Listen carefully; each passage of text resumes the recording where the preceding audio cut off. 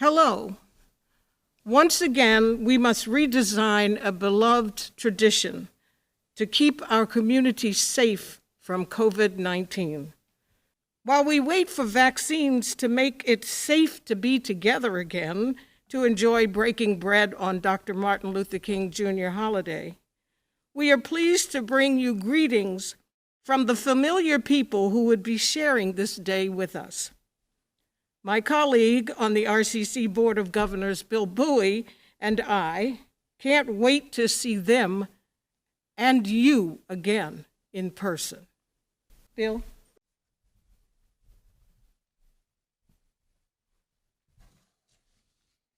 Thanks, Bev.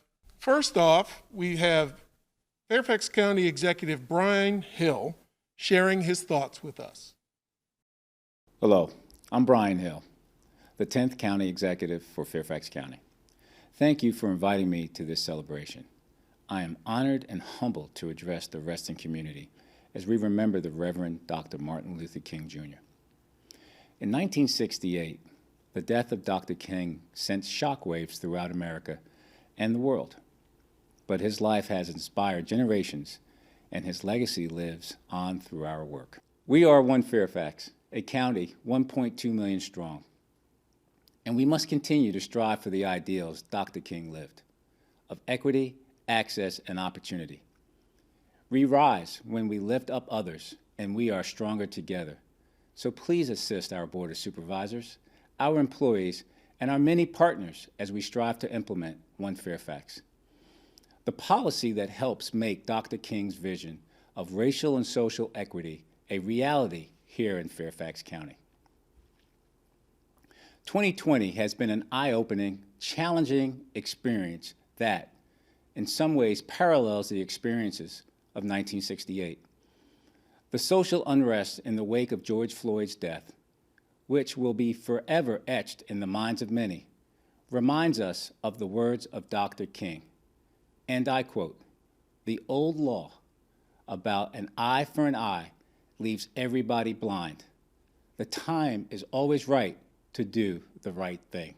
I am hopeful as I continue to serve the residents of Fairfax County that real change is coming. Dr. King's assassination took place 53 years ago. It is long past time for us to finally fulfill his vision. I challenge each of you to help do that by working to positively influence your community. Real change is possible if we all embrace this purpose and strive toward a world of harmony. Dr. King's legacy lives on, and his words are a call to action for us all. And I quote, "And there comes a time when one must take a position that is neither safe, nor politic, nor popular, but one must take it because it is right." I am requesting that we all become a positive influence and affect change and create a different world from the one which cost Dr. King his life. It is time to implement and move his message forward with action. As we continue the fight for equality and systemic equity issues, I seek your input as we develop the countywide strategic plan, while we implement One Fairfax. Lastly, I want to thank the Reston community for inviting me. I wish you all a peaceful, safe, and COVID-free 2021. Thank you, Bryan, and thank you for the tireless efforts of you, your leadership team, and the thousands of county employees who have been striving to serve despite the challenges of COVID. Next, we will hear from Hunter Mill Representative to the Fairfax County School Board, Melanie Maron. Hello, community members. In 2020, one of my first official duties as your new Fairfax County School Board member representing the Hunter Mill District was to attend this very event.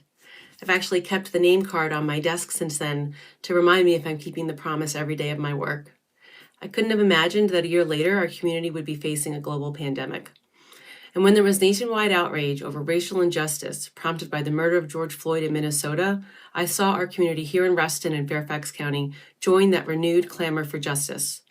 In my role, I've tried to recognize my white privilege and use that to promote justice. And while at times I did so with some fear, I realize that my fear is minuscule compared to the fear that other individuals have lived with for generations because of nothing more than the color of their skin. I've tried to be the ally that our children and families need. And so I'd like to share with you the anti-racist and pro-inclusive work that our school board did in 2020 to realize the dream that Martin Luther King Jr. and many individuals fostered during the 1960s civil rights era and before and after that time. Your school board authorized the largest change in 35 years to admissions for the Thomas Jefferson High School for Science and Technology to promote inclusion of diverse students. We renamed Robert E. Lee High School to the John R. Lewis High School to summon the character of the late Congressman for students to model. We initiated work to create an anti-racist policy that will guide all of the school division's future work, including hiring, instructional programs and content, resource placement, discipline, and more. This process will continue with community engagement throughout this year. We supported the revamping of social studies curriculum to be anti-racist and culturally inclusive. We renamed Columbus Day to Indigenous Peoples Day, an effort I personally led with community advocates. We added additional diverse religious holiday observances to the school calendar, and we hosted renowned scholar and best-selling author Ibram Kendi as the keynote speaker for all Fairfax County Public Schools principals and leadership members' professional development, a decision I publicly defended on local news coverage. And yet, though this work is essential and has been a mighty lift, we have so much more to do. Work to improve equity and access is inextricably intertwined with everything we do to strengthen public education for all students. I will continue keeping the promise of Martin Luther King's work in all that I do today and in the days to come. Be well. Thank you. Thanks to Melanie. Certainly this has been the most challenging year for our schools in our lifetimes. Now we welcome Hunter Mill District Supervisor Walter Alcorn. Hello, I'm Walter Alcorn, Hunter Mill District Supervisor. I'm saddened that we could not gather together in person to celebrate Martin Luther King Jr.'s birthday this year, but I appreciate the opportunity to reflect on his contributions to the way we are governed and the way we govern, and of course, his contributions to society at large. During the past few months, our country has gone through a year of racial reckoning and has taken the community discussion well beyond individual acts of racism and disrespect. Similar to the days of Dr. King, we are again looking at systemic racism, institutional practices born of history and neglect, and outcomes that must be questioned. With this discussion comes anxiety for some, but also hope for the future. In Reston, we should also use this time to express our pride as the first open community in the Commonwealth of Virginia, a commitment made by Reston's founder simultaneously with the civil rights movement of the early 1960s. This commitment is reflected in the DNA of Reston, and not surprisingly, the recent inventory of Confederate place names done for all of Fairfax County found not one street, not one building in Reston that in any way glorifies an officer or government leader of the Confederacy. I think Dr. King would have been proud of our residents who came out this summer to have their voices heard at countless rallies and demonstrations against racial inequity and violence. When shown the raw brutality on our screens, we were enraged by the murders of George Floyd, Breonna Taylor, and too many others. And finally, we said enough. Like Dr. King, we are seeking to understand the root causes and have a dialogue with our residents. We still have a long journey, but I believe we are going in the right direction. Dr. King once said, "He who passively accepts evil is as much involved in it as he who helps to perpetrate it. He who accepts evil without protesting against it is really cooperating with it." Let us heed that advice and be passive no more. Thank you. Thank you, Walter. You have certainly had an incredible first year as the supervisor. Now let's hear from Chairman of the Fairfax County Board of Supervisors, Jeff McKay. Hi, I'm Jeff McKay, Chairman of the Fairfax County Board of Supervisors. Thank you, Reston Community Center, for continuing the tradition of celebrating Martin Luther King Jr. and asking me to say a few words. In 2020, we faced crises of health, economic, and race. Although in 2021 we are in a better place, there is still much we will have to do to address these issues. Following the death of George Floyd last year, we saw an amazing movement across the country of people passionate about putting an end to systemic institutions of racism and working towards a more equitable future. I was proud of the diverse voices we heard in Fairfax County, coming together with their community to demonstrate that Black lives matter. In Fairfax County, we have worked for years to make equity central in our decision-making through One Fairfax. Moreover, we had already implemented many of the police department reforms that activists wanted to see and which should occur here in Fairfax County. That said, I know we have much still to do. I was proud to convene a task force to look at some of the root causes of inequity in Fairfax County and investigate opportunities for change. In Fairfax County, we only improve if everyone is improving. As we look towards economic recovery, we have a contractor working with our Economic Development Agency to ensure we do so with equity at the center. This year, I look forward to seeing what foundational changes we can bring about together. Like 2020, 2021 will be a difficult year for us, but it's also a year of opportunity. I've been proud of the way Fairfax County residents have come together to help one another through this pandemic. We've honored Dr. King's legacy by committing ourselves to service, embracing our diversity, and by making Fairfax County a place where everyone can succeed. We pledge to develop and implement policies to solve for the racial and social inequities that we know exist. Thank you for inviting me to speak on this important day. And thank you for all you do for all members of our community today and every day. I look forward to continuing to partner with you as we bring about positive change for everyone in Fairfax County. Chairman McKay, thank you for your leadership and compassion you've demonstrated constantly for the people of Fairfax County. This year is the first year that our state government representation has been a part of the party majority in Richmond. Sharing his views is Delegate Ken Plum, who represents Reston in the General Assembly. Hello, I'm Delegate Ken Plum. I'm honored to have been asked to participate in this tribute to the life and work of the Reverend Dr. Martin Luther King Jr. I can think of no more appropriate way to honor Dr. King than to share with you some of his words.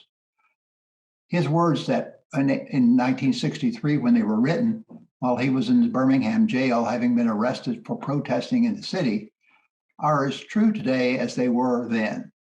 Let's listen for his message.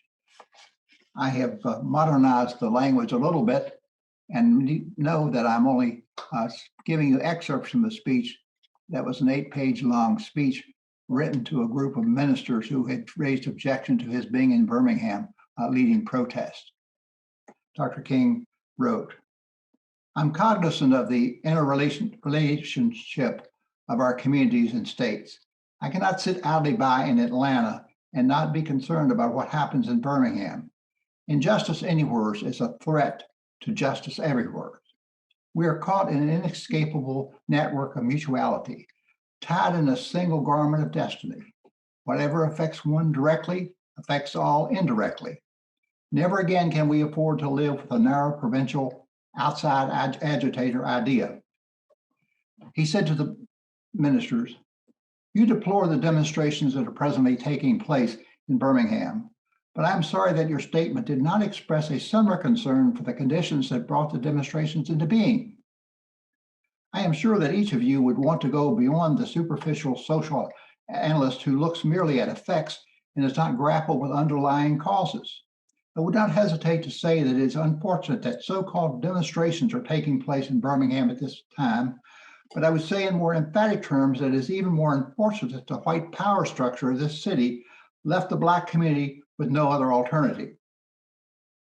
You may well ask, why direct action? Why sit-ins, marches, and so forth? Isn't negotiation a better path? You are exactly right in your call for negotiations.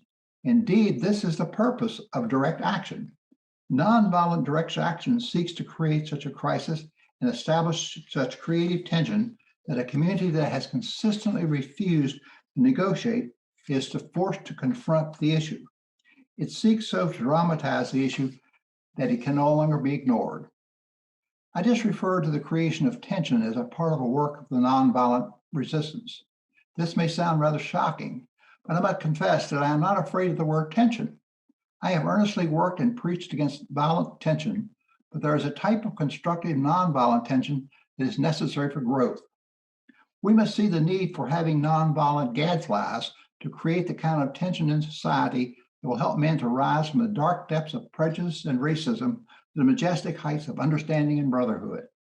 So the purpose of direct action is to create a situation so crisis-packed that it will inevitably open the door to negotiation. We therefore concur with you in your call for negotiation. Too long has our beloved Southland been bogged down in a tragic attempt to live in monologue rather than dialogue. We know through painful experience that freedom is never voluntarily given by the oppressor. It must be demanded by the oppressed.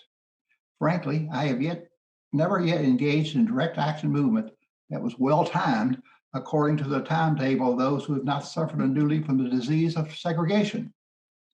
For years now, I have heard the word wait. It rings in the ear of every Black with a piercing familiarity. This wait has almost always meant never. It has been a tranquilizer, relieving the emotional stress for a moment, only to give birth to an ill-informed infant of frustration. We must come to see with the distinguished jurists of yesterday that justice too long delayed is justice denied. I must make two honest confessions to you, my brother. First, I must confess that over the last few years, I've been greatly disappointed with white moderates. I have almost reached the regrettable conclusion that the Blacks' greatest stumbling block in the stride towards freedom is not the Ku Klux Klanners, but the white moderate who is more devoted to order than to justice, who prefers a negative peace, which is the absence of tension, to a positive peace, which is the presence of justice, who constantly says, I agree with you, but the goal you seek, but I can't agree with you, the method of direct action, who paternalistically feels that he can set the timetable for the other man's freedom, who lives by the myth of time, and who constantly advises Blacks to wait until a more convenient season. Shallow understanding from people of goodwill is more frustrating than absolute misunderstanding from people of ill will. Lukewarm acceptance is much more bewildering than outright rejection. I have heard numerous religious leaders of the South call upon their worshipers to comply with the desegregation decision because it is law. But I have longed to hear white ministers say, follow this degree because integration is morally right and the Black is your brother. In the midst of blatant injustice inflicted upon the Negro, the Black, I have watched white churches stand on the sidelines and merely mouth pious irrelevancies and sanctimonious trivialities. In the midst of a mighty struggle to rid our nation of racial and social injustice, I have heard so many ministers say, those are social issues which the gospel has nothing to do with. And I have watched so many churches commit themselves to a completely otherworldly religion, which made a strange distinction between bodies and souls, the sacred and the secular. From his letter, I think you can see why I consider Dr. Martin Luther King Jr. the greatest of our modern day philosophers and certainly prophets. While he was speaking to ministers, he speaks to us all. And while he spoke about the civil rights movement in the South, today we speak about the Black Lives Matter movement. And his words are as relevant today as they were in 1963. Thank you for having me. Thanks so much, Ken. I know you've been hard at work to move Virginia forward with justice for all of her residents. And finally, let's listen to Reston's longtime friend and our representative in the U.S. Congress, Gerry Conley. Hi, I'm Congressman Gerry Conley, and I'm proud to represent Virginia's 11th Congressional District in the U.S. House of Representatives. I'm also glad once again to join the Reston Community Center's incredible annual Martin Luther King Day celebration.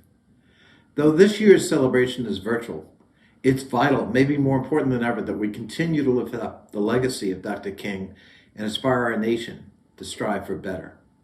While Dr. King is not physically present, he remains an everlasting symbol of hope, courage, justice, and selflessness.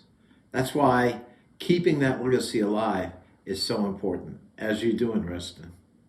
We've gone through much adversity this past year and have a lot of rebuilding to do as a country. Dr. King once said, "The ultimate measure of a man is not where he stands in moments of comfort and convenience, but where he stands at times of challenge and controversy." As we begin the new year, let's agree to recommit ourselves to fighting the political demagoguery that works to divide and to deceive. I, for one, will continue to use every tool at my disposal to build back our democratic norms and institutions and to represent the values that this country and this community hold so dear. You can count on my voice always to fight for you and be with you on the side of justice and equality for everybody. I'd like to thank you all again for allowing me to be a part of this year's virtual program. Please stay well and be safe. Thank you. Thanks, Gerry. It's not a Reston Dr. Martin Luther King Jr. birthday celebration without you being with us, even if it has to be virtually. It has been a challenging year for all of us.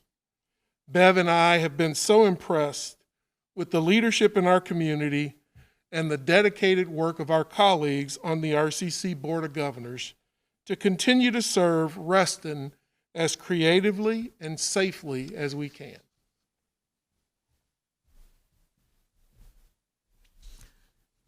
Our talented staff have delivered online and virtual content. They have implemented all the recommended safety measures for people to enjoy their visits to our facilities with confidence that they are clean, have social distancing reminders and markers in place, offer hand washing and sanitizing stations, and are staffed by employees who must verify their good health each and every time they work. A self-check we expect all our patrons to do as well. Together we will get through this, and when the virus is vanquished, we will take heart in how much we learned to care for one another. Reston has reached out to the most vulnerable among us, and we have taken care of our community with kindness and understanding. Until we are together again in person, let's all recommit to the ideals of Dr. King's life and the values of our own beloved community. Let's make sure we treat each other equitably and that we continue to do all we can to dismantle racism. Thank you, everyone. From Bill and me, be calm, be safe, be kind, and be the change.